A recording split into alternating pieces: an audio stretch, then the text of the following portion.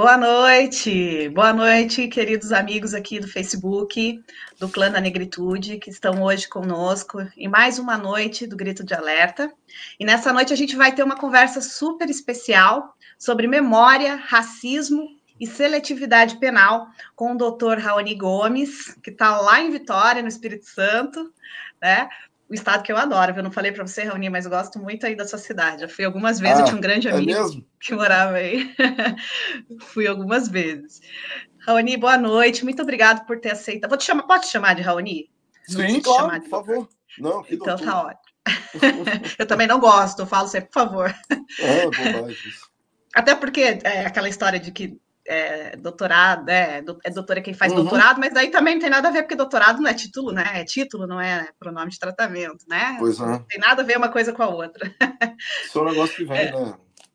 Historicamente construído no Brasil. Exatamente. É bem uma coisa realmente da elite brasileira, aristocracia brasileira, né? Então, boa noite, obrigada por ter aceito o convite, Boa noite, eu né? que agradeço. Para estar com a gente aqui. E essas coisas que a gente estava conversando antes ali sobre a pandemia, né? Essas coisas boas que aconteceram na pandemia, de a gente poder conversar. Uma pessoa que está aqui no interior de São Paulo, na divisa com o Paraná, uma cidadezinha chamada Itararé, e o outro que está lá em Vitória, no Espírito Santo, nós estamos, acho que uns 1.000 e tantos quilômetros de Itararé? distância. Itararé. Tem um bairro aqui em Vitória que se chama Itararé. Ah, é? Tem uma Uhum. praia famosa no litoral do Paraná também, né? Então, Uhum. você já ouviu falar do Barão de Itararé? Já, já. Que não era Já. Barão? É por causa dessa Uhum. cidade. Depois eu te conto porque que Itararé é famosa. Então, boa noite, obrigado por ter aceitado aqui o Eu que convite. agradeço. Eu acredito que vai ser uma conversa super interessante, né? Porque o Dr. Raoni, ele é advogado, ele é mestre em Direitos e Garantias Fundamentais, especialista em Ciências Criminais pela Faculdade de Direito de Vitória e é autor do livro Da Chibata ao Camburão, Memória, Racismo e Seletividade Penal no Brasil. Olha, doutor, eu vou acreditar no senhor, porque o senhor está falando, eu não sou penalista, então eu vou acreditar que exista seletividade penal no Brasil.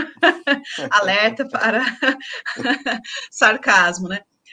Mas eu vou passar a palavra, então, para que o senhor se apresente, aí dê sua boa noite e faça uma introdução no tema, apresente seu livro para a gente. Boa noite a todos e todas. Muito obrigado pelo convite.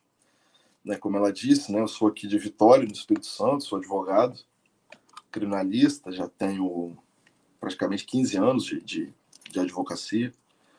E desde o começo, sempre tentando em paralelo, às vezes um pouco mais, às vezes um pouco menos, conciliar a advocacia com a vida acadêmica, com a produção, com a pesquisa. E esse livro, ele é fruto, sim, claro, ele é minha dissertação no mestrado, mas antes disso ele é fruto da minha trajetória, das minhas experiências pessoais, enquanto homem negro e também enquanto advogado, exercendo a minha profissão. Eu gosto de começar essa história um pouco mais lá atrás, talvez para fazer com que a contextualização fique melhor. Eu comecei na faculdade de Direito querendo ser delegado de Polícia Federal, achava que a corrupção era o grande mal do país. E fui estudando, e percebendo que não é isso. E espero que no fim dessa conversa eu possa convencer uma ou duas pessoas de que a grande chaga que a gente tem é o racismo. Enfim, e com isso entrei, tive alguns estágios, até que eu fui estagiário na Defensoria Pública Estadual, aqui em Vitória mesmo. E nesse estágio, depois de passar um período em atividades internas, fórum e tal, uma defensora, a quem eu sou muito grato, chamada doutora Nelly, ela criou um projeto chamado Justiça Sem Amarras, que era um projeto que a gente fazia diversas vistorias em presídios e impetramos um sem número de habeas corpus, liberdades provisórias, enfim, diversas medidas aí de tentativa de restabelecimento de liberdade, também no curso de execuções penais, livramentos, enfim, trocentas medidas, e eu percebi que a gente não tinha quase êxito. Sabe, era uma boa equipe, era defensoria, profissionais experientes, capazes, um monte de estagiários cheio de disposição, e nada daquilo acontecia. E eu comecei a achar aquilo esquisito, mas ainda não tinha realmente a informação, o conhecimento para entender melhor isso e para tentar também explicar isso, E segui nesse estágio e tal. E comecei a também observar que dentro das cadeias, das delegacias, nessa época que o Espírito Santo chegou a ser denunciado na ONU, né? Porque tinham cadeias que eram verdadeiras masmorras, chegando a ter containers lotados de presos. E foi nesse contexto que eu praticamente me forjei ali no direito mesmo, né? Foi vendo essa desigualdade, esse absurdo que o Estado cometia contra, né, uma parcela significativa da sociedade, a que entra e sai da cadeia, os que permanecem, contra seus próprios cidadãos. Isso começou a me incomodar demais, mas ainda não tinha essas respostas, justamente por falta de conhecimento mesmo. Não tive na faculdade criminologias, né, acesso a isso, e depois eu fui ter acesso à criminologia, que aí começou realmente. Eu me lembro quando eu tive uma aula de criminologia crítica, que foi nessa especialização em ciências criminais também na FDV, isso já tem um bom tempo, que parecia que eu estava, sabe, juntando a fome com a vontade de comer. As coisas fizeram sentido para mim. Só que eu segui estudando, e percebi que também a criminologia, mesmo a criminologia crítica, não respondia à minha pergunta principal, que era por que a gente prende e pune mais pessoas negras? Então, eu acho que é isso que move muita gente que pesquisa, né? São as angústias, as dúvidas. E como essa dúvida até hoje não parou, eu sigo pesquisando. Então foi nisso que eu segui pesquisando, segui vinculado a essa faculdade, que eu ainda sou até hoje, vi um grupo de pesquisa, que é tocado pelo meu orientador na época, Nelson Camata Moreira, que chama Teoria Crítica do Constitucionalismo. Então eu acabei, nesse ambiente, tendo acesso a diversas outras teorias dentro do direito constitucional. E aí lá a gente estudou Agamben, Foucault, diversos autores, né? Esses grandes nomes, tudo isso passava lá pelo grupo, que tinha outros professores de outras áreas, né? O próprio professor Nelson, ele é um constitucionalista. Tinha o professor José Bolzan, que é um grande nome do Rio Grande do Sul, também constitucionalista. Tinha o João Maurício Adeodato, né, um enorme filósofo do direito retórico, também fazia parte desse grupo de pesquisa por longos anos. Então foi um lugar de muita inquietação e aprendizado. E nesse contexto, tudo bem, estado de exceção, tal, soberano que demanda. Aí leia Carl Schmitt, aí sei lá o quê, mas aqui dentro eu ficava, beleza, mas eu ainda não entendi por que a gente só julga preto para dentro da cadeia. Ou porque a gente mata. O que está acontecendo aqui? E foi quando eu comecei até que, talvez me encontrando um pouco o histórico da minha família. Minha mãe é professora de história, aposentada, e eu fui ler histórias, só que eu passei a ler histórias com uma perspectiva, aí eu começo a entrar um pouco já na minha base teórica aqui do livro, de Walter Benjamin, que é um filósofo alemão que é muito forte, mas no contexto da história ele acabou se suicidando para evitar ser preso pelas tropas de Hitler, né, que ele já estava fugindo pela Europa, e isso foi na Espanha. Ele não era um homem de muita sorte, e ele acabou se suicidando, e no dia seguinte apareceu um visto e ele conseguiria fugir para os Estados Unidos.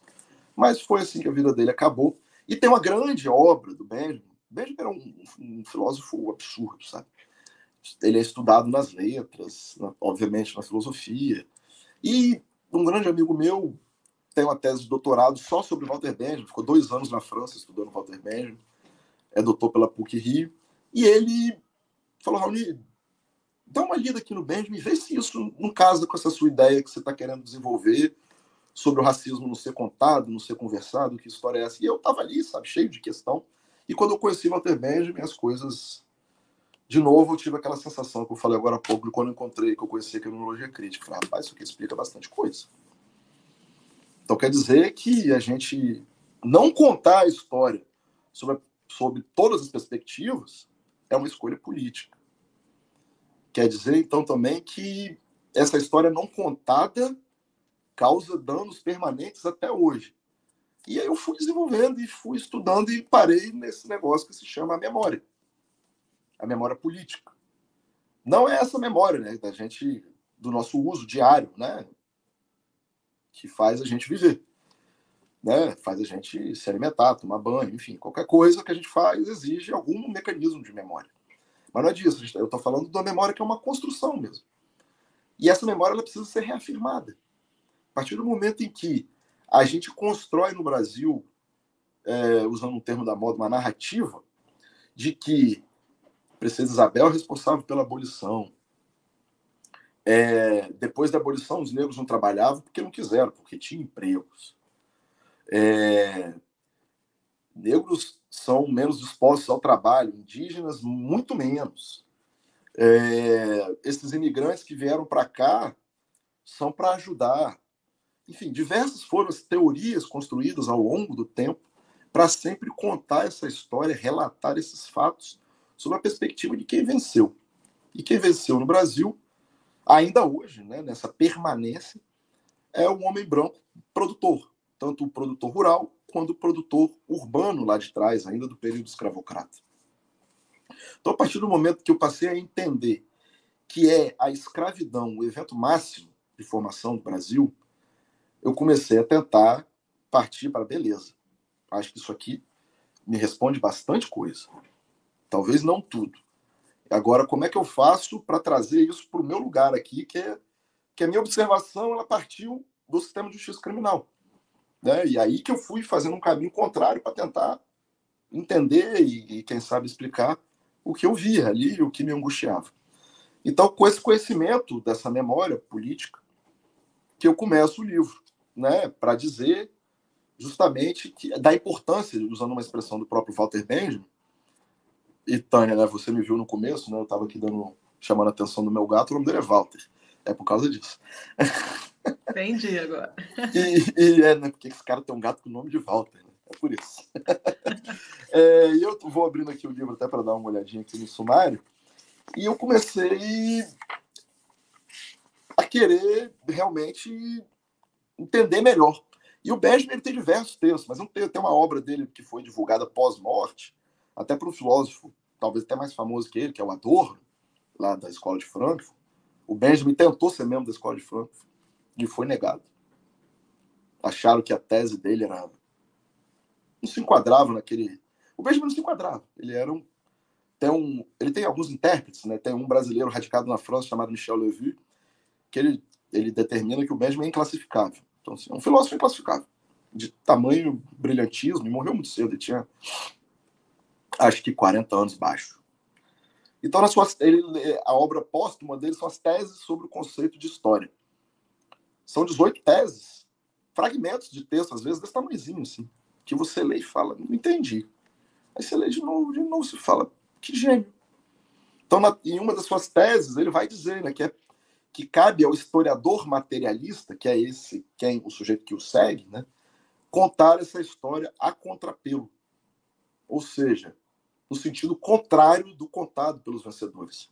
Então é isso que eu venho defendendo aqui no livro como alternativa, justamente, à seletividade penal do sistema de justiça criminal. Pode parecer um pouco utópico, né? Porque, então você está dizendo aí, no final das contas, se a gente passar a recontar a história do racismo, a gente vai ser menos racista. É isso. Estou defendendo isso. Simples assim, né? Aparentemente simples. É claro que isso envolve, né, você conversar com as pessoas na rua, em todo lugar, para dizer, olha, não houve democracia racial, que é o último dos mitos que ainda vige, né? As pessoas acreditam que o Brasil é uma democracia racial. Não houve. Não houve imigração, como foi dita. Recentemente, né, no podcast do Mano Brown, ele entrevistou a Sueli Carneiro, né, uma grande intelectual negra, uma líder militante, enfim, Sueli Carneiro, né, que é praticamente uma entidade viva. E ela falou de um texto que depois eu fui até procurar, uma matéria jornalística, assim. Mas a sacada é genial, porque o autor, me foge o nome, ele disse que os imigrantes brancos que vieram para o Brasil são os primeiros cotistas. E para a gente pensar, vamos pensar um pouco nisso. Esses sujeitos vieram para cá com emprego, terra, como se fosse necessário. Havia mão de obra abundante e qualificada. Só que o racismo oriundo desde lá de trás, como consequência da escravidão, já dizia que os negros não serviam para ocupar aqueles trabalhos. Então eles importaram brancos para embranquecer a população forçadamente e também para que não tivesse que conviver com os negros. Então aí já começam a expulsar dos centros urbanos, devolver para os centros rurais, mas ao mesmo tempo não tinha emprego no campo, não tinha emprego nas cidades. E com isso começa a pobreza, a violência, a marginalização. Porque não tinha emprego, não tinha renda, não tinha estudo. Tem uma música que eu acho muito emblemática disso, que é de um cantor baiano chamado Lazo Matumbi, que é 14 de maio, o nome da música.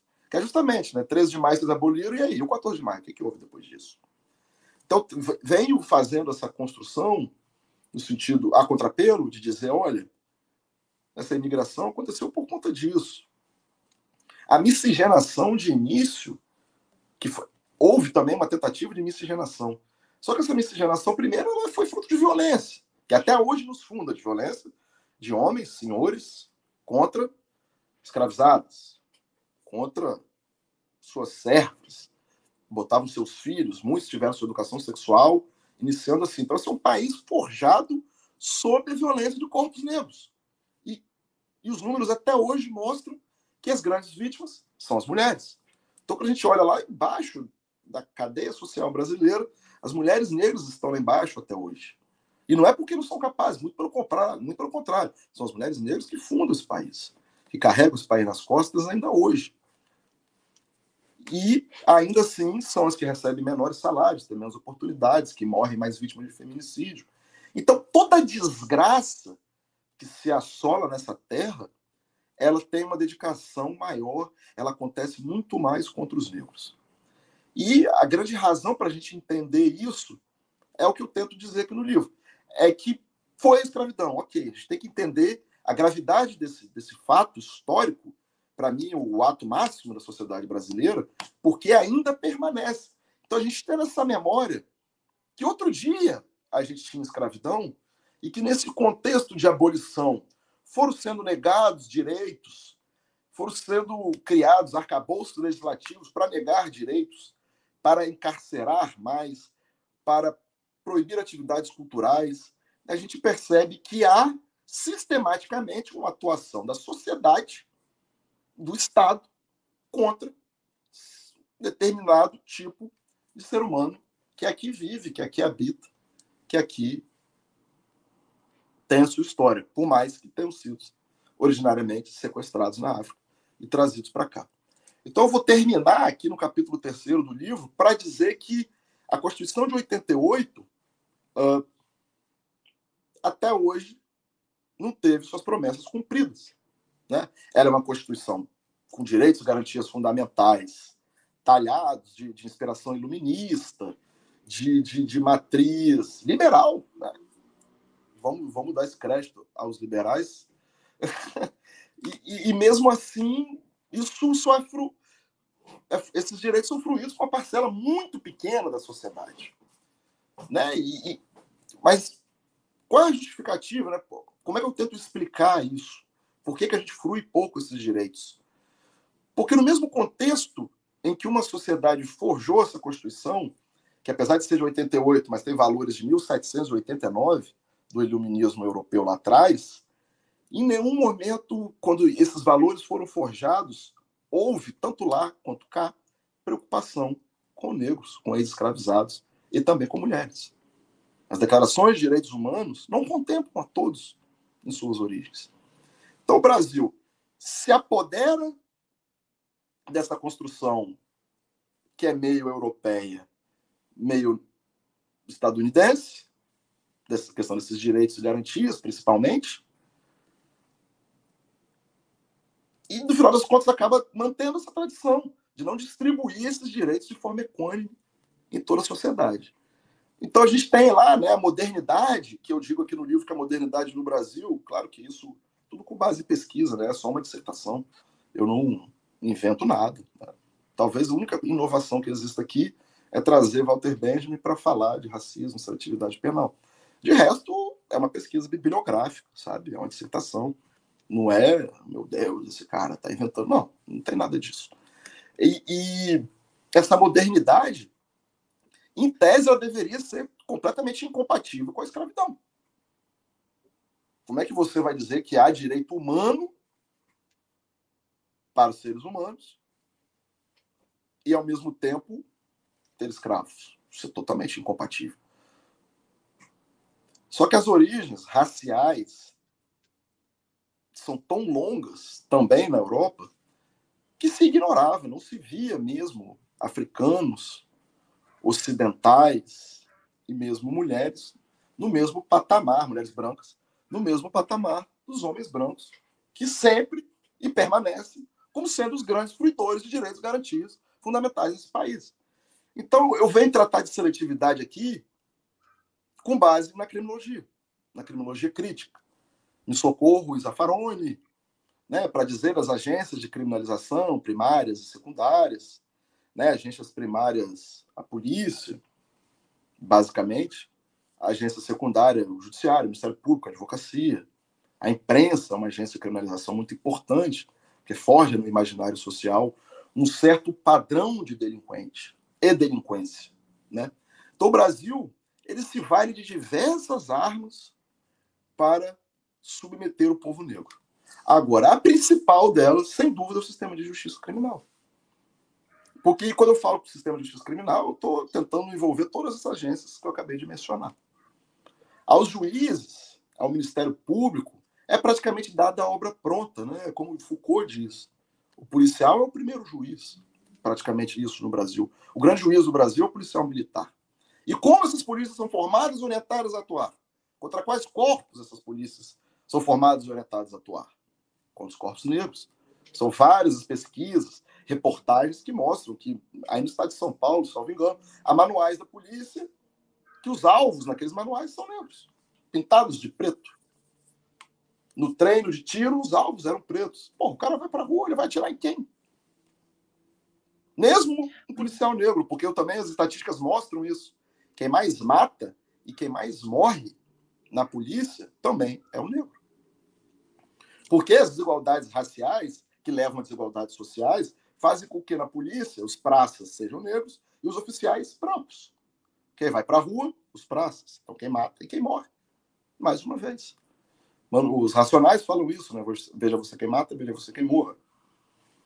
Porque a gente está nessa sinuca absurda em que só resta morte.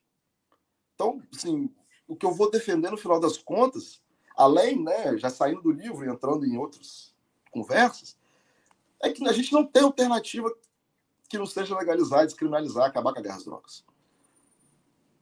Principal ponto para encerrar a violência. Desculpa te interromper, ontem teve aquele programa da cultura que chama Provoca, que antes era Provocações com a Bujan, agora é com o Marcelo Taz. Eu não vou lembrar o nome dela agora, me esqueci, mas foi uma médica que faz pesquisa da cannabis. Uhum.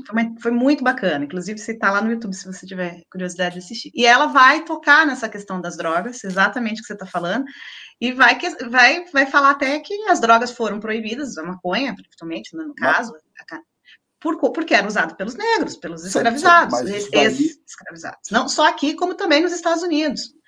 Né? Então, você vê que é histórica, essa guerra não é contra as drogas. Porque a guerra contra as drogas já está perdida há muito tempo. Lógico. É uma guerra impossível de ser vencida. Né? Os exemplos, assim, abundam, né? Vamos supor, o Brasil adora importar as coisas dos Estados Unidos, chegam aqui com atraso, 10, 20 anos, né? Uhum. Pô, eles fizeram lei seca lá de álcool e perceberam que não funcionava. Com droga vai funcionar por quê? Se tolera isso até hoje no Brasil, porque quem morre e quem tem o acesso em tese dificultado a essas drogas são os negros e os pobres. Se a gente no Brasil tivesse branco morrendo atrás de branco morrendo por causa de guerras às drogas, ela já tinha acabado. Sabe? Isso daí, se você for observar as sequências de criminalização de hábitos que, em tese, seriam só dos negros no Brasil, você vai desaguar na produção do consumo, sobretudo de maconha. Começa com a maconha. A lógica, eu gosto de ver alguns documentários que falam sobre isso lá nos Estados Unidos. Eles diziam também que a maconha dava super força para os mexicanos, que lá um país extremamente xenófobo, que aquilo ia tirar, sabe, vaga de trabalho. Isso são umas sandices que sequer tem base empírica. Né? Maconha não deixa ninguém com mais vontade de trabalhar. Acho né? que Qualquer pesquisador ou qualquer pessoa que já fumou sabe disso. Né? Então, aí eles falam que mata neurônios. Isso também é uma construção. Sabe como é? Essa história de mata neurônios é uma coisa atroz. Isso foi testado não em humanos, foi em macacos, chimpanzés, salvo engano, e deram assim, uma quantidade industrial para o chimpanzé. Meteram um chimpanzé num caixote e ficaram jogando ali sabe, fumaças e fumaças de maconha. Tchó, tchó, tchó, até que esse chimpanzé praticamente ficou acéfalo. Mas, sabe, ninguém tem acesso, ninguém consegue consumir aquela quantidade que eles impuseram àquele chimpanzé. Aí daí eles ocultaram diversas pesquisas lá nos Estados Unidos. Principalmente Nixon e Reagan, né? É sobre Reagan, Ronald Reagan, que era, né, um republicano, era um ator, né, que virou presidente dos Estados Unidos. Os Estados Unidos têm dessas coisas, né? Eles adoram se dizer superiores, mas eles elegem atores, Trumps e etc.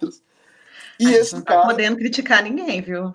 Não, mas é porque eles que se dizem primeiro mundo, né? A gente é, a gente é comum. Pois é, em tese a gente, né? Então, a legislação, o direito foi muito usado, segue sendo usado, para controlar corpo negro. E a gente chegou no extremo total no Brasil nesse momento, né? É liberado matar. O que antes paralisava o país uma chacina de 10, a gente agora está vendo 25. É claro que um governante máximo, né, que solta aquelas frases que ele fala, que diz que negros podem ser pesados em arrobas, que comemora quando a polícia vai lá e deixa 20, 25 corpos no chão, isso autoriza, isso facilita, isso deixa aquele sujeito que já tem certa predisposição para violência, ou que foi treinado para aquilo.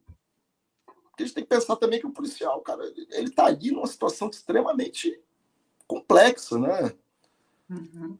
Sim. Sim, ele em tese é mais bem treinado, mais bem alimentado, etc., mas ele está ali tenso, ele vai atirar. É claro que há muita barbaridade, muito abuso policial, não estou aqui, assim, quem me conhece mais próximo sabe muito bem disso, que eu não estou aqui para passar pano para policial. Mas eu acho que muitos praças são também vítimas das circunstâncias. Os caras às vezes nem querem ser polícia, mas é um emprego, né? É uma previdência, é uma carreira em um país que emprego, carreira, é muito mais difícil para o povo preto e pobre. Uhum, sim. Então, o que eu percebo cada vez mais, né, porque eu sigo pesquisando nisso, nesse caminho, agora tentando olhar mais questões do constitucionalismo que vem da Revolução do Haiti, questões do Atlântico Negro, enfim. Porque eu percebi, acabando aqui, no livro, por exemplo, eu não aborda a questão do colonialismo, deixo isso já, evidencio isso na introdução, que é o colonialismo, assim, a escravidão está contida no colonialismo, né? A escravidão é um dos pilares da empresa colonial. Latifúndio, monocultura e escravidão, que era a força de trabalho, mas virou um negócio próprio. Vou comprar e vender seres humanos. E assim, o que eu acho muito importante a gente ter em mente é que isso foi outro dia. Bem lembrado. A abolição foi outro dia, 100 e poucos anos, isso não é nada. Isso não é nada. São pouquíssimas gerações, sabe? Pouquíssimas gerações. Então a Constituição vem, parece que vai ajudar, que vai resolver. Sim, melhorou, né? O governo minimamente de esquerda do PT fez as ações afirmativas, as cotas. Isso, sem dúvida, é um ganho imenso que a gente ainda vai seguir colhendo mais para frente. Isso é maravilhoso, mas estão lá os quilombolas. Quantos anos não se tem uma regularização de terra quilombola? Quilombolas no Maranhão sofrendo invasões, sendo assassinados. Sim. Por latifundiários. Então, os direitos de diversas áreas para os negros no Brasil não são fluídos, né? Estamos atrás na linha do emprego, violência médica, violência obstétrica. Onde você observar, estamos na rabeira. E estamos na rabeira por conta primordial da escravidão e suas permanências. Né? Não, falta. Meu Deus, o gato subiu aqui. Sai, cara.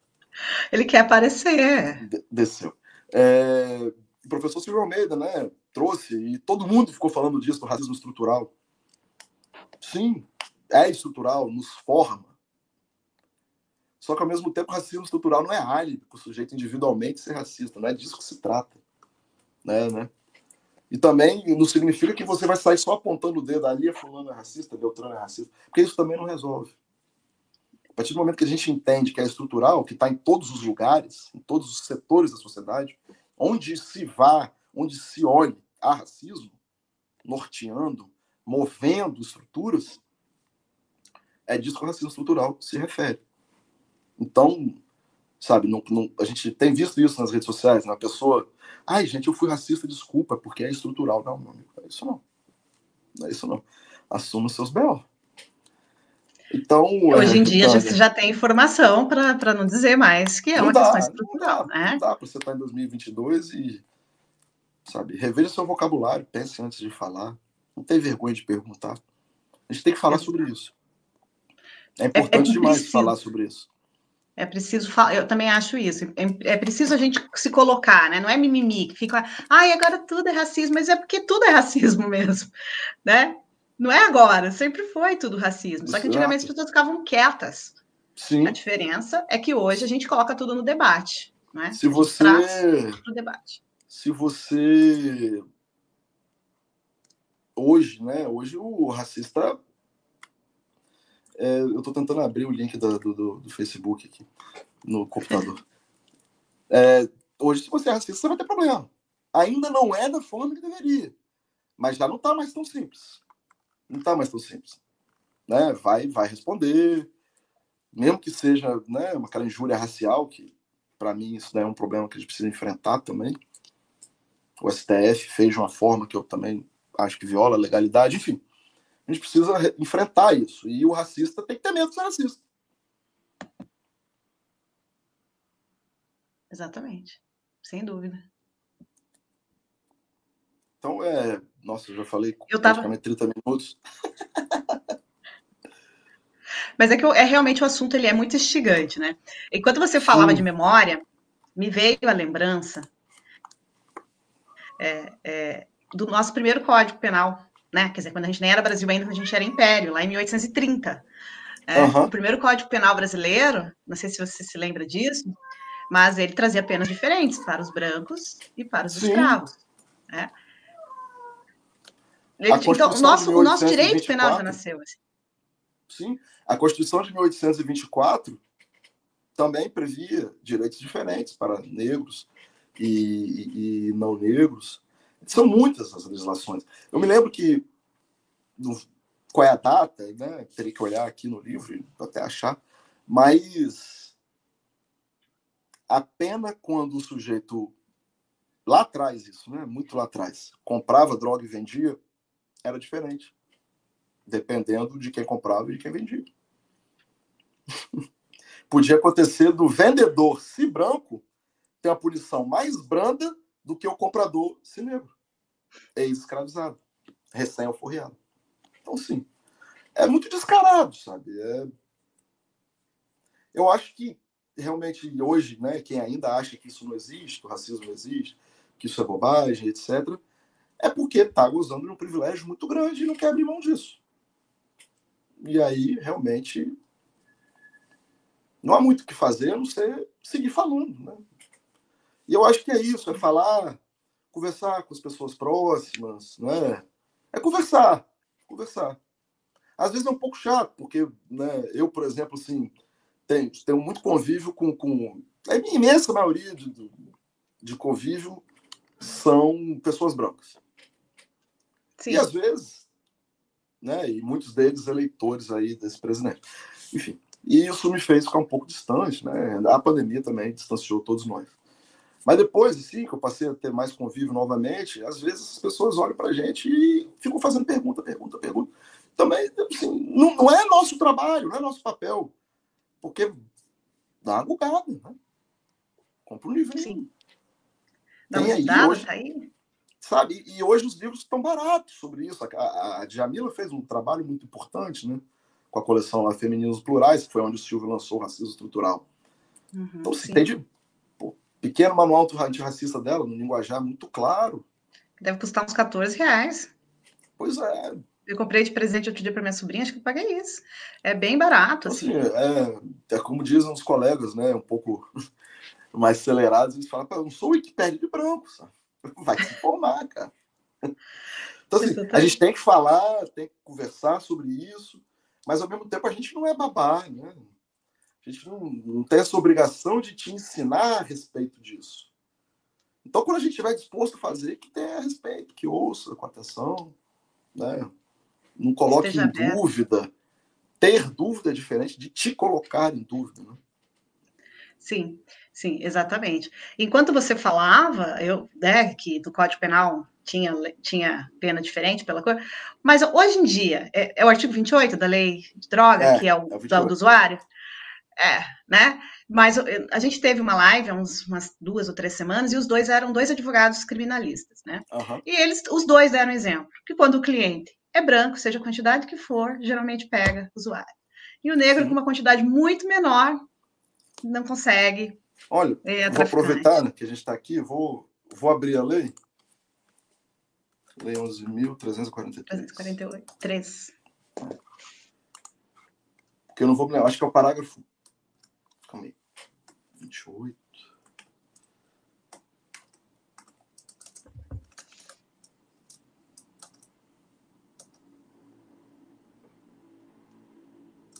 Aqui, o parágrafo 2º do artigo 28, que o 28 é o que fala do uso, né?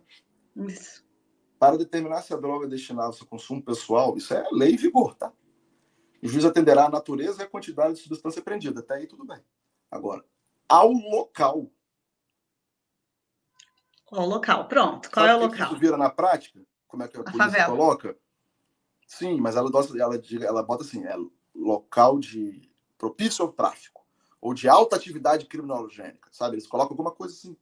Sim, não tem uma pesquisa, nada que aponte que aquele lugar ali, de fato, é dedicado a atividades marginais, lá. É tudo uma ficção. Mas quem Uma foi comprar ficção. também não ia estar lá no lugar? Não poderia ter sido pego logo depois de comprar? Não é Pois usuário é, também? Não poderia ser pois um é, usuário que acabou de comprar uma quantidade grande porque vai lá de vez em quando? pois é. Mas não, é Né? isso. Dentro das A obra, conjecturas. a obra pronta que chega para o judiciário é de que o policial deu aquele. A atividade policial em drogas hoje no Brasil, né? Fica enxugando gelo e matando pessoas nessa questão do flagrante. Agora o STJ, de uns meses para cá, vem corrigindo muito isso. O STJ vem limitando bastante, soltando e fazendo valer os direitos e garantias fundamentais de quem consegue chegar ao STJ. Claro. A Defensoria Tem faz um isso também. baita trabalho, mas não consegue, né, abraçar todo Atender mundo. todo mundo. Na minha E a gente região aqui segue no realmente tem Brasil. defensor. Assim, eu gosto de fazer uma provocação sobre a questão das drogas e racismo, que é muito simples.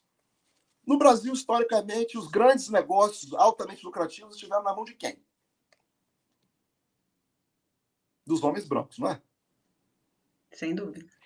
Por que diabo as pessoas passam a achar que vai estar lá na favela, na mão de um homem preto, o grande dinheiro do tráfico de droga? Que é um negócio multibilionário. Uhum. Poxa, gente. Sabe? Não é muito difícil de perceber a orientação racial do negócio. Se a gente quiser combater tráfico de droga, a gente tem que fazer outra coisa que não ficar invadindo favela, deixando o corpo no chão. E como? Em que ponto a gente chegou de aceitar uma polícia que cante isso?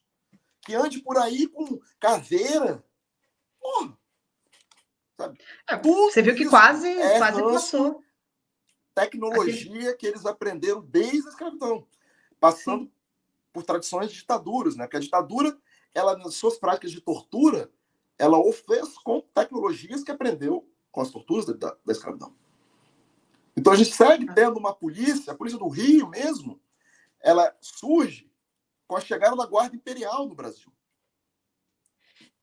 Minto. Ela surge como Guarda Imperial com a chegada da família real fugindo de Napoleão, que é quando diz que a modernidade chegou no Brasil. Olha que mente colonizada. A modernidade chega quando os portugueses chegam.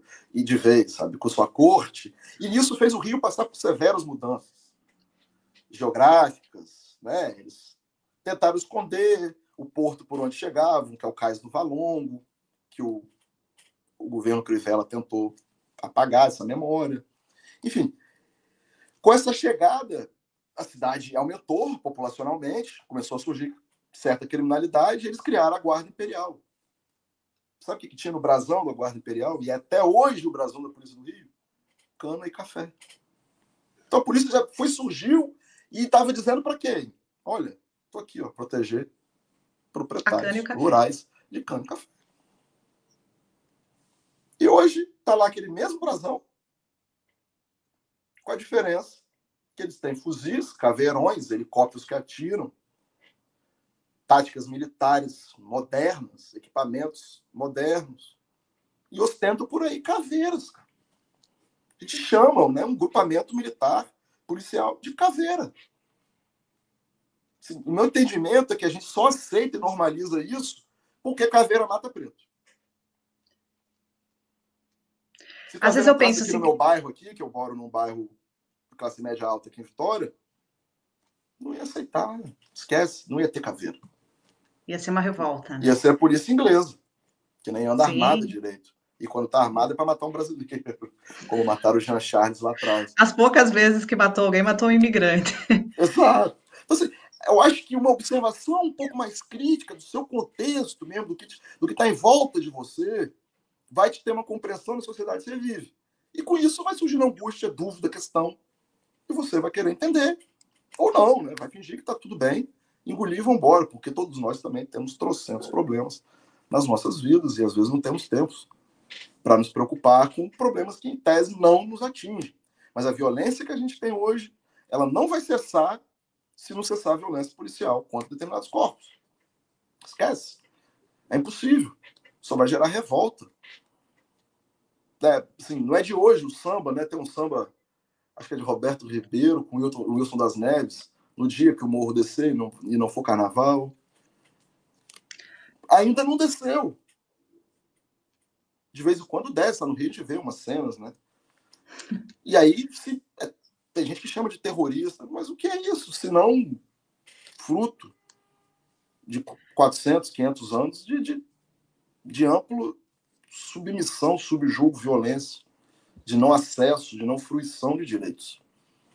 Sim, eu vejo até textos no sentido de alguns memes ou frases assim, dizendo ainda bem que os negros querem justiça social e não vingança, né? Porque se quisessem vingança, aí sim vocês teriam que estar preocupados, Pois é. né? A maioria da população brasileira não está querendo vingança, está querendo justiça social. Tá querendo, né?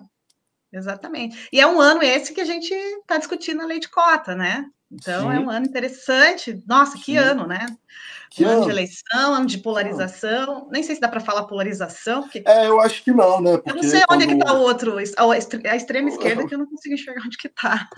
Já houve no Brasil? Eu não sei, ou então eu li o livro errado, né? Porque talvez eu tenha lido, pode ter acontecido ali. Às vezes eu li A Capital, né? Érico Veríssimo, em vez de ter lido O Capital. Pode ser. Você não acha? Pode ter acontecido. A gente nunca chegou nem perto de ter uma esquerda revolucionária em prática. Né? Teve na ditadura, né? Na ditadura houve. Mas era uma resposta também. Né? Tanto que até hoje eles odeiam, né, a memória de Marighella, que foi um negro revolucionário. Esse sim, pegou em armas e falou, não, eu quero arma, é vingança. Há quem diga que o Marighella nunca pegou em arma, né? Aquela há quem diga que ele era um pacifista. Não, acho que não. Não. Ele não atirava nas pessoas e tal, né? Mas ele pegou em arma para roubar banco.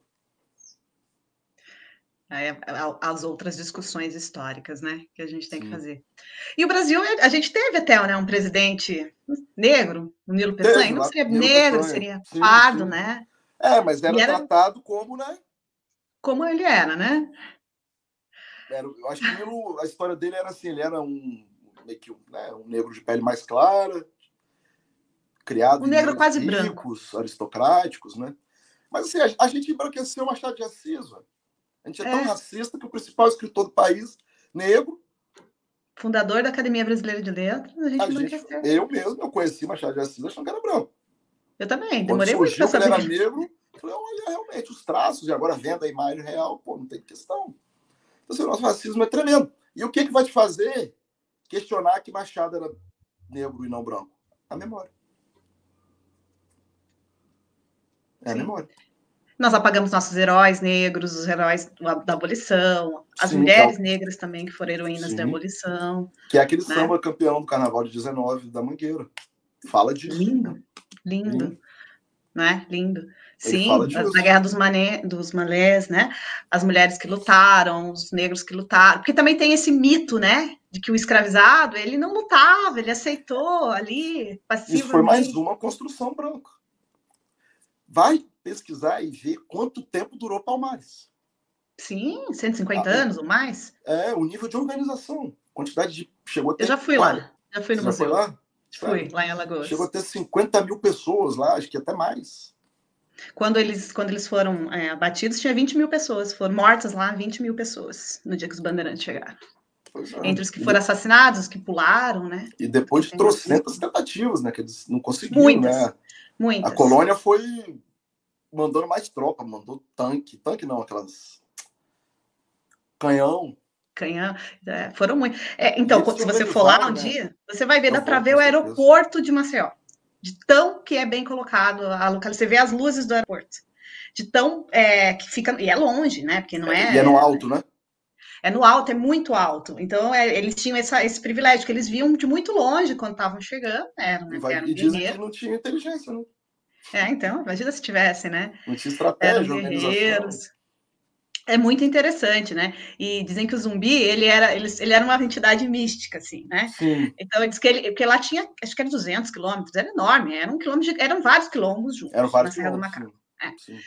E aí diz que ele estava em todo lugar. Então, acredita-se que tinham várias pessoas parecidas com ele, e ele fazia essa ronda, né, por todos os lugares, para nunca saber onde ele estava. Uhum.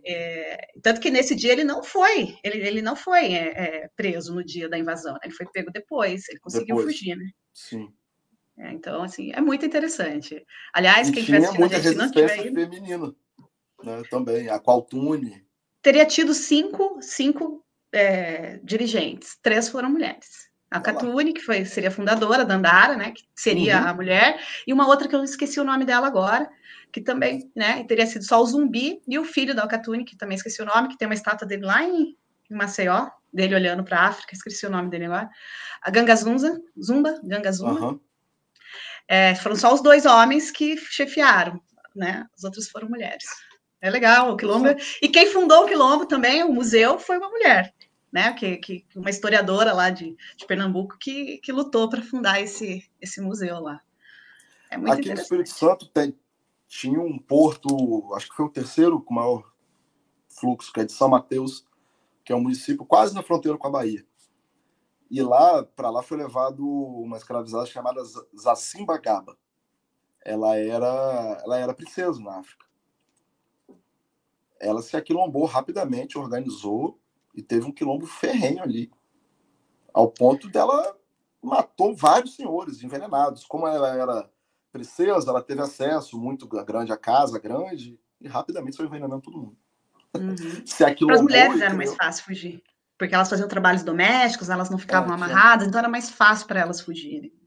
Então, são centenas de milhares de histórias que são apagadas para dizer que não, o escravizado aceitou a escravidão passivamente.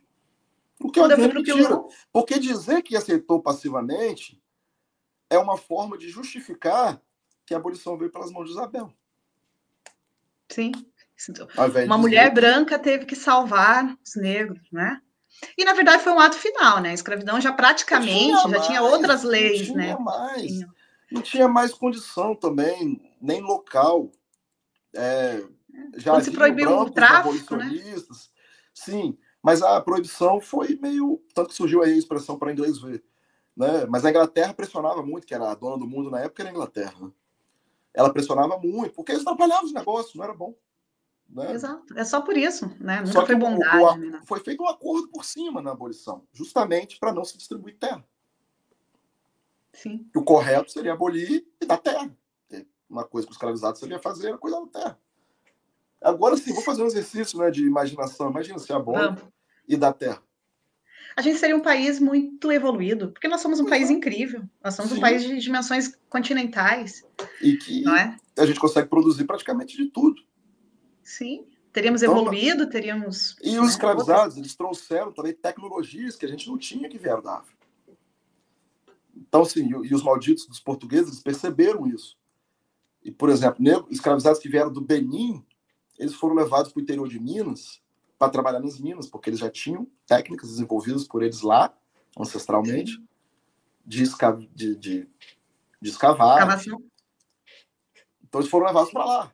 Então, imagina toda essa pluralidade, né, de raças, de etnias, na verdade, lá da África, que não viviam, né, pacificamente também, que seriam agraciadas aqui com terra, com direitos, Exatamente. com Exatamente. emprego.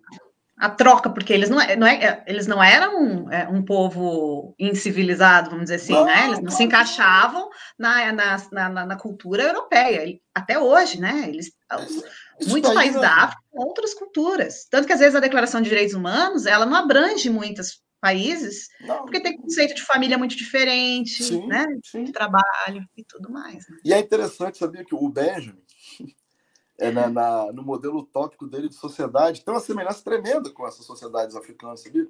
Porque o Benjamin, o modelo utópico dele, ele defenderia uma sociedade matriarcal, só que um pouco anterior, ele era muito crítico ao progresso. Que ele dizia que as benesses que o progresso trouxe, avanços de medicina, né, transporte, etc., trouxe mais dor do que benesse. Então ele era meio que defensor de uma sociedade, vamos dizer que um pouco mais avançada que a medieval, só que organizada de uma forma matriarcal.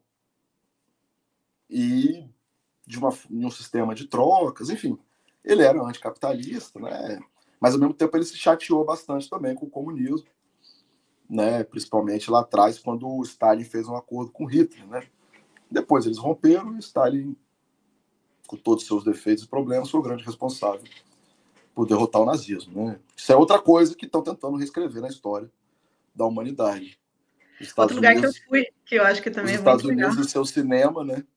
Fica fazendo propaganda de que os Estados Unidos ganhou a guerra. Não, quem ganhou a guerra foi o russo. Se tiver um jovem assistindo a gente, foi a União Soviética. Quando eu fui para Auschwitz, lá para o museu, aí eu postei em alguma rede que eu segui, que a gente ficava trocando rede de mochileiros, né? Uhum. E aí eu me lembro que uma menina falou assim para mim, eu falo, não sei como que tem gente que ainda vota no PCdoB. Eu falei para ela, mas o que tem? Bem, a única coisa que os comunistas têm a ver com Auschwitz, que foram eles que libertaram o campo de Auschwitz. Por que ela estava achando que ela confundiu Auschwitz com gulags? Eu acho que ela pensa, né, aquela história de que o nazismo era de esquerda, né? Nossa senhora, aí já é um nível muito alto. Né? Aí como é que você já pensou a aula que você tem que dar para a pessoa? Daí sem falar bem, eu tenho que cobrar, porque dar um curso. Essa daí ouviu muito Olavo, né? E complicou. Acho que é, né? Ou se confundiu, tu não tinha pensado nisso, ela pode ter se confundido, né, na história.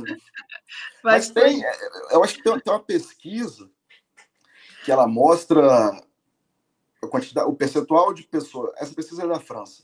O percentual de pessoas naquela sociedade, em determinado período de ano, que sabiam que os comunistas tinham sido os responsáveis pela vitória na guerra, sabe? Então, assim, pouco depois da guerra, era a imensa maioria. Hoje, é minoria. O povo acha que o responsável é os Estados Unidos. Porque venderam, né? Quantos filmes de guerra a gente não vê? Não sei quantos anos você tem. Eu fui criança nos anos 80, adolescente nos anos 90. Eu cresci odiando o Vietnã, né? Nascido em 4 de julho. Meu Deus, que raiva daqueles Vietcongs. Não é? A gente... Porque a indústria americana vende muito bem, aí, né? Hoje você entende que eles tiveram uma resistência tremenda e conseguiram ganhar a guerra daquela máquina. E os Estados Unidos cometeram genocídios lá, se você talvez a gente pudesse falar. Se fosse um outro país... É porque eles não fazem isso. Não, é que eles não fazem isso. Pau, né? Só foram lá para ajudar os tirar você desses comunistas comedores de criancinhas e vamos... Para fazer isso, vamos nós comer criancinhas. Exatamente. E seguem fazendo a mesma coisa. Né? É um negócio impressionante. Por isso, assim, né, voltando ao nosso tema, que, no final das contas, é a memória, né, a minha base filosófica, eu acho que pode ser paixão também pelo objeto, que é comum em qualquer pesquisador, mas a memória, ela se mostra muito importante, né? E é realmente fundamental que se reitere. Então, porque senão esquece de novo. É isso. Aí vem agora o Putin e faz essa guerra aí dele meio insana contra a Ucrânia, pô, bicho, me ajuda, né? Como é que eu vou dizer agora pro rapaz ali que, olha, a Rússia, que era a União Soviética, já fez guerra boa, ajudou, né? Freou o nazismo. Pois é. E como convencê-lo que hoje a Rússia é de extrema-direita? Então, primeiro tem que conversar à esquerda disso, né? Que parece que não entendeu isso ainda, né? Que não vê que o Putin é um conservador que quer criar um império aos moldes dos anos, sei lá, 17, não me lembro. Estava lendo outro dia assim, as ideias dele. Ele quer um império, só com o império dele. Raoni, como estudar faz falta, né? Não estudar, as pessoas não saberem o que elas estão falando, né? Não lerem, não conhecerem, né? O que as coisas são, dar as coisas os nomes que elas têm, né? E é complicado porque também, além de não estudar, hoje a gente tem muita desinformação, né? Em canais, né? A internet é maravilhosa, mas tem esse problema. Você está lá no YouTube, tem lá o Brasil Paralelo, né? Que está lá dizendo que tem democracia racial, sim, que não tem racismo no Brasil. Então a gente ainda tem que combater isso, como se não bastasse toda a carga pretérita. E isso eu acho que é uma questão de vida, né? Não vai isso, né? Pode haver melhoras, né? Haverão, eu acredito, principalmente por conta das políticas de cotas, né? Exato. Porque há de chegar um momento em que a gente vai ter negros se formando, conseguindo ocupar lugares de destaque, e como é uma coisa comum nos negros, puxando os colegas. E o exemplo arrasta, e assim a gente vai. Só que isso é uma coisa para mais. Começou agora, né? Acho que ano passado saiu uma pesquisa dizendo que virou maioria nas universidades. Pois é. Então, botei mais uns 20 anos para pelo menos isso virar juiz, promotor, advogado. Essa semana tá rolando um evento de advocacia criminal aqui no Espírito Santo. Não tem uma mesa falando de seletividade penal, de racismo. Tem 2 colegas negros, mas que não, sabe, os negros dóceis, que não tocam no assunto, que não falam, que não se identificam como tais. Então, tá aí, dentro da advocacia, não tem. Pensar que é a OAB, né? É uma entidade que, em tese, né, tem as suas lutas. Começou a luta pelas cotas e foi a última a colocar cota no seu próprio programa. Se você quer discutir a sério o sistema de justiça criminal no Brasil, não tem como você não falar em seletividade penal. Exato. Sem dúvida. Eu acho que está dando teu horário, né, Rony? Ai, que pena, porque a conversa está muito boa. Sim. A gente poderia ir até ninguém mais ter paciência com a conversa. E o tema é muito grande, né? A gente poderia falar de muito grande. Muito grande. Vai se irrigando, né? Porque se encontrando. Infelizmente as permanências são muitas, né? Então você olha para o cotidiano, as coisas estão acontecendo, você, meu Deus, isso é isso. Exatamente. Muito complexo. Então é isso, quero te agradecer mais uma vez. Vamos deixar o convite para uma próxima. Né? A gente tem um programa lá com a Anan, que é o Metanoia. Aí a gente se fala para a gente. O Metanoia é um pouquinho mais longo, dá para a gente traz outros convidados também, a gente faz um debate. E já fica aqui o meu convite para o Metanoia, a gente marca aí uma data. Vamos continuar essa conversa sobre seletividade penal, convidar mais alguns colegas para a gente com certeza. ampliar esse debate. Então, eu quero te agradecer mais uma vez, meu nome, em nome do clã, do Estevam. Foi um prazer, viu? E quando estiver aqui em São Paulo, avisa para a gente marcar. Quando a gente for para Vitória, nós marcamos também de encontrar. Né? Vitória é maravilhosa. Pegar uma praia, tá calor aí? Como é que tá? Pro capixaba tá fresco. Tá quanto? Agora? Veja aí no computador. Deixa eu ver aqui. Aqui tá 12, tá friozinho. Não, isso aqui é 23. Tá bom, dá para pegar praia. Para paulista dá para pegar praia. Dá, com certeza. Pra gente tá ventando muito. Vitória tem uma venta pra caramba. Tem isso. A gente chama até de Ventória. Ventória, ótimo. Então, muito obrigado. Vou abrir para você se despedir. Fica à vontade. Eu agradeço demais o convite, uma ótima conversa e estou à disposição para a gente seguir trocando essas ideias, né? Sobre outros assuntos também. E muito obrigado, Estevão, a você, professor, pelo convite, pela conversa. Muito agradecido e realmente é uma pena que eu preciso ir, porque dá vontade de seguir aqui, né? É isso aí. Uma boa noite, tchau, tchau. Obrigadão, então. Tchau, pessoal. Boa noite. Tchau. Até semana que vem. Tchau, tchau.